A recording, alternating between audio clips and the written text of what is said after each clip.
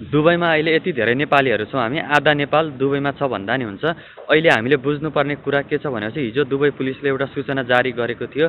अहिले जुन भइरहेको सिनारीको तपाईँले भिडियो बनाउनु भएको छ है, फोटो खिच्नु भएको छ र तपाईँहरू टिकटक, फेसबुक र इन्स्टाग्राम युज गरेर त्यसलाई तपाईँ पोस्ट गर्ने र भरम फैलाउने यदि तपाईँहरू काम गरिराख्नु भएको छ भने दुबई गभर्मेन्टले चाहिँ 1 लाख रुपियाँ जरिमाना, करिब करिब नेपाली 40 लाख बन्न जान्छ अनि 6 महिना जेल बस्नुपर्छ है।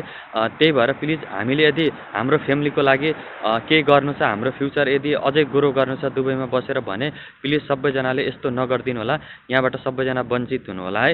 त्यही भएर तपाईँहरूको साथीहरूले यदि त्यस्तो काम गरिराख्नु भएको छ भने साथीहरूलाई नि मेसेज गरेर भनिदिनु होला कि त्यस्तो भिडियोहरू सबैजना डिलिट गरिदिनु भनेर। यदि तपाईँहरूले नि बनाएर राखेको छ या पोस्ट गर्नुभएको छ भने तपाईँहरू डिलिट गर्नु होला। यदि पछि पछुताउनु भन्दा है अहिले नै सजग भएको राम्रो।